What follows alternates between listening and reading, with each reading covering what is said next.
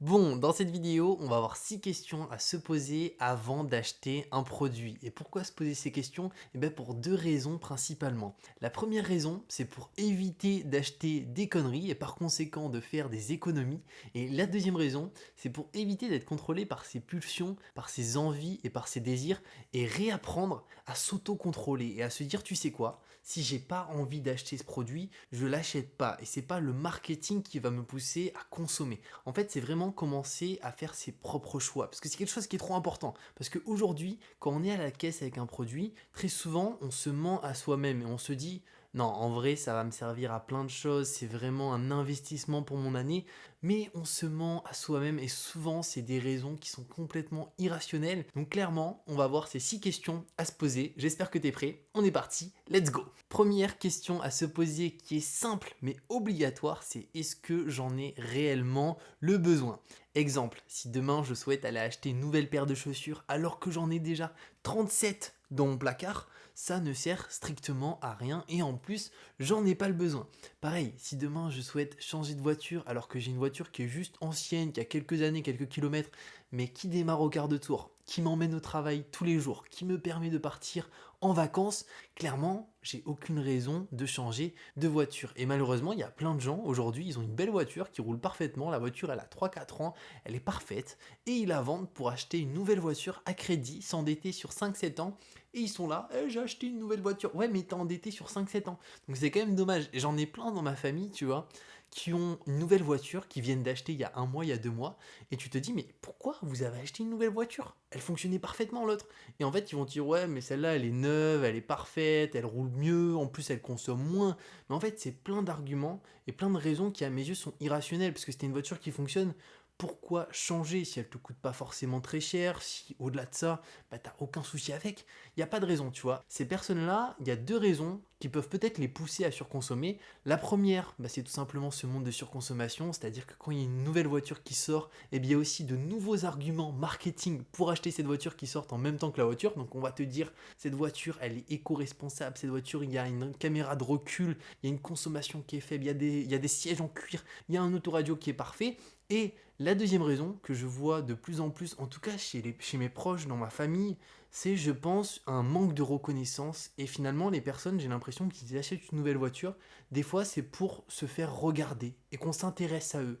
C'est regarde, j'ai acheté ce nouveau 4x4, regarde-moi, intéresse-toi à moi. Parce que je suis quelqu'un qui a réussi, je suis quelqu'un qui, dans la vie, trace ma route, avance tout seul, je me suis fait tout seul. Et en fait, je trouve ça trop triste, quoi. C'est parce que ta voiture, en soi, elle te définit pas du tout. Tu peux rouler en 2 chevaux comme en Lamborghini. La personne au fond de toi, t'es toujours la même, quoi. Peu importe ta voiture. Et dans ma famille, tu vois, j'ai plein de personnes qui, malheureusement, eh ben, aujourd'hui, leur valeur est définie par leur possession. Donc, plus ils vont avoir de biens immobiliers, et plus leur valeur vis-à-vis d'eux-mêmes, et ils pensent aussi que vis-à-vis des autres, va être plus importante. Mais c'est totalement faux. Leur valeur est exactement la même. Et je pense que, tu vois, aujourd'hui, peu importe les possessions qu'on a, la personne qu'on est au fond de nous-mêmes restera la même. Donc si demain tu as 14 voitures, ou tu en as une ou tu n'en as pas, c'est pas grave, tu restes la même personne. Et au-delà de ça, je voulais dire que ça m'est arrivé pareil récemment.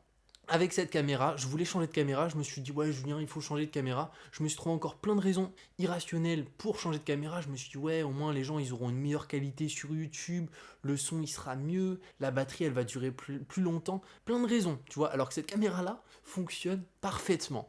Mais tu sais, on essaye souvent de se mentir à soi-même et c'était mon cas tu vois quand j'ai voulu l'acheter, c'était il y a un mois.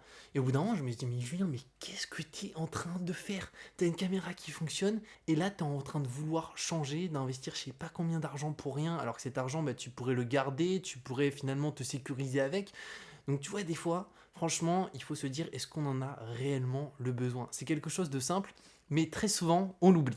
Deuxième question à se poser avant d'effectuer un achat, et celle-ci, elle m'aide énormément, et encore à l'heure actuelle, hein, parce que clairement, des fois, je suis tenté par certaines choses, c'est tout simplement de mesurer en taux horaire, en nombre d'heures, combien nous coûte un objet. Typiquement, si on est payé 10 euros de l'heure lorsqu'on travaille et qu'on souhaite acheter un vélo à 300 euros, est-ce qu'on serait prêt à travailler 30 heures d'affilée pour se payer le vélo? Et ça, on peut le faire pour tout. Pareil, pour une bière. Imaginons, tu veux une pinte. Tu sais que tu es payé 8 euros de l'heure. Tu sais que ta pinte, elle coûte 8 euros. Est-ce que tu serais prêt à travailler 1 heure d'arrache-pied pour te payer ta pinte. Et très souvent, tu vas te dire, mais jamais de la vie, je travaille 1 heure comme un acharné pour me payer uniquement ce truc. Et quand je travaillais chez KFC, c'était encore pire parce que j'étais étudiant et en même temps, je travaillais au KFC, j'avais mes revenus étudiants. Il y avait tous mes potes qui allaient boire des pintes et ils me disaient, Julien, viens avec nous, t'inquiète, c'est happy hour, la pinte elle est à 4,50.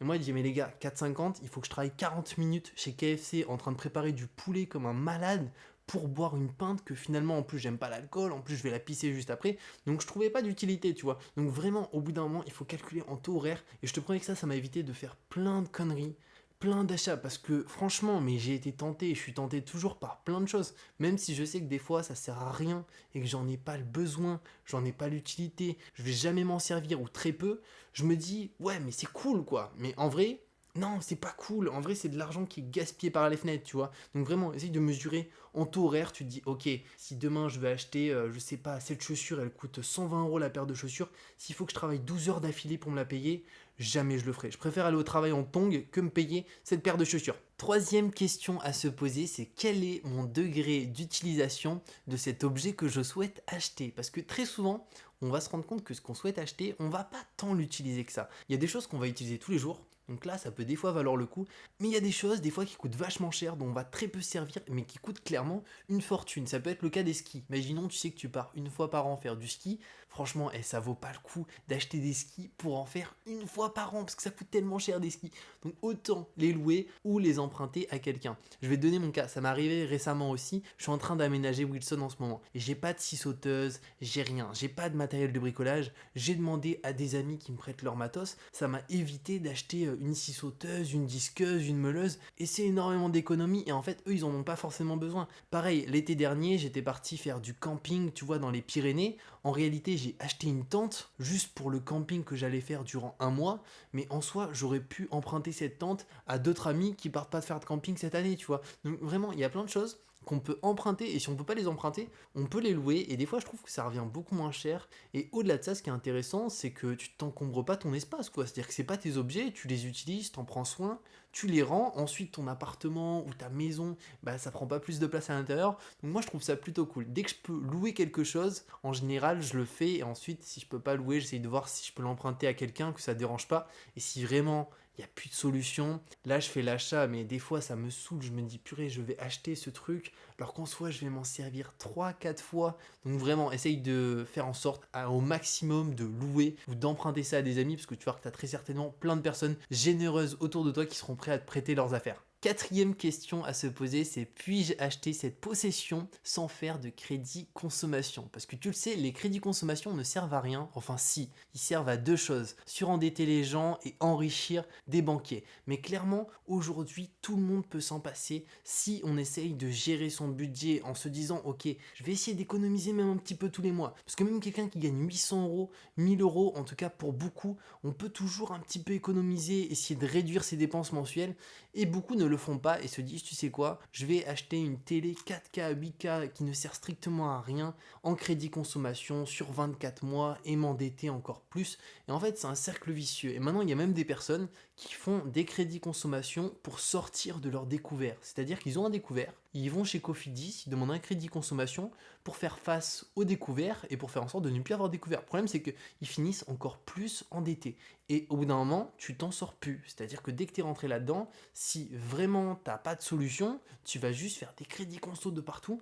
Et c'est malheureusement triste, mais il y en a beaucoup qui tombent là-dedans. Donc je pense que éviter de faire des crédits consommation pour tout, c'est super important. Après, je parle pas des investissements, je parle pas d'immobilier, je parle pas de toutes ces choses-là. Vraiment des choses pour acheter une télé, un frigo, une machine à laver, etc. Clairement, il faut essayer de limiter au maximum. Et je pense que tu vois, si on n'a pas des économies, ou du moins si on n'a pas les finances pour pas acheter quelque chose sans un crédit consommation, eh bien, il faut se dire qu'on n'a pas les moyens et que c'est pas le moment d'acheter le produit. En plus, en sachant qu'aujourd'hui, il y a plein de choses qu'on peut acheter d'occasion, notamment tout ce qui est électronique. L'électronique d'occasion, ça vaut beaucoup moins cher. Une télé, peut-être qui coûte 9 000 € d'occasion et en très bon état, elle va coûter 500 quoi. Cinquième question à se poser, c'est est-ce que je peux me permettre d'attendre quelques jours avant de prendre ma décision finale d'acheter ce produit? Et ça, c'est quelque chose qui m'a permis de faire beaucoup d'économies et surtout éviter de faire faire pas mal de conneries au niveau de mes achats. C'est-à-dire qu'imaginons, tu es dans un magasin, tu souhaites acheter un objet parce qu'il te plaît, ça fait longtemps et tu te dis ok j'en ai peut-être besoin,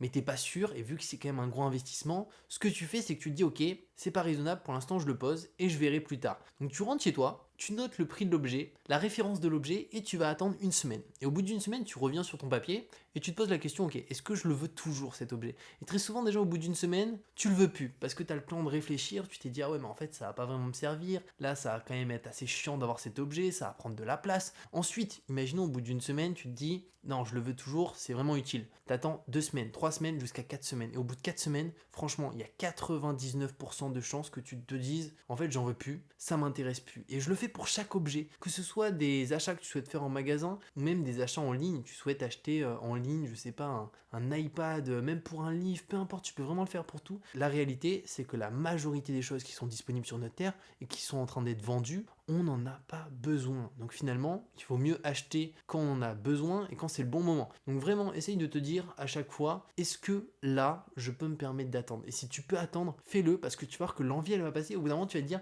j'en veux plus du tout, je veux plus cet objet chez moi, je le veux surtout pas et je l'achèterai jamais. Sixième question à se poser, c'est est-ce un investissement ou une dépense? Et c'est super important de faire la différence entre les deux, parce qu'il y a beaucoup de personnes qui sont persuadées de faire des investissements, mais en soi, ils font uniquement des dépenses dans toute leur vie. Et c'est assez dommage parce qu'ils se disent, ouais, bah, je suis en train de me créer du patrimoine, je suis en train de m'enrichir, mais pas du tout. Tout l'inverse, ils sont en train de s'appauvrir de jour en jour. Et c'est assez triste. On va prendre un exemple simple. Imaginons demain tu souhaites acheter un nouveau matelas qui coûte assez cher. En soi, ça peut être un super investissement parce que si tu sais que tu vas mieux dormir, que tu vas mieux récupérer, que tu vas du coup être plus performant au travail, ça vaut grave le coup, tu es d'accord avec moi? Par contre, à l'inverse, si tu as une voiture et que le mec il change de voiture pour avoir un modèle plus puissant, où il va consommer plus, où l'assurance il va la payer plus cher, où les pièces vont coûter plus cher, clairement c'est une dépense inutile. Et au contraire, en achetant un véhicule plus cher, il va uniquement s'appauvrir. Et aujourd'hui, ce qui est triste, c'est que dans nos sociétés, on est sur le paraître. C'est-à-dire que tu as une belle voiture, donc tu es riche. Mais très souvent, tu te rends compte que beaucoup de personnes qui ont des belles voitures sont surendettées sur 5 ans, sur 7 ans. Et j'en ai dans ma famille. Ils ont des gros 4x4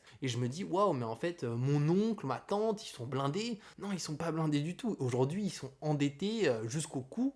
Et c'est assez dommage, tu vois. On peut aussi prendre le cas pour des livres. Tu peux acheter des livres qui valent vraiment, mais vraiment le coup. C'est-à-dire que tu vas payer 20 euros, 50 euros, mais ce sont des pépites, des investissements où tu vas apprendre plein de trucs, où tu vas développer tes compétences. Et là, ça vaut le coup. Et à l'inverse, quelqu'un qui va acheter un écran plat Samsung de je sais pas combien de centimètres, en vrai, ça sert pas à grand chose, quoi. Si tu as une télé basique, tu vas avoir droit au même contenu que le mec qui a une télé de cinéma, quoi. Et c'est ça qui est dommage, c'est que malheureusement, il y a beaucoup de personnes qui sont persuadées de faire de très beaux investissements en se disant waouh, mais regarde, j'ai une belle télé, j'ai du patrimoine.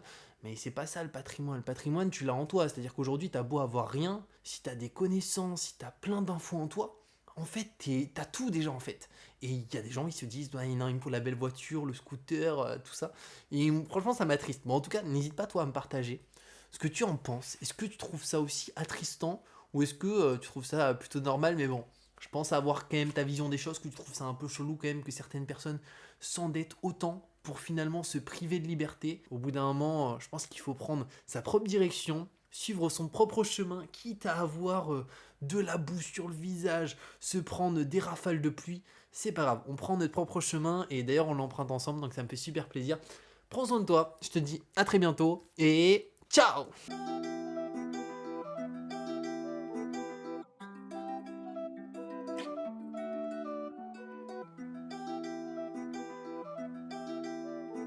Depot on the beat.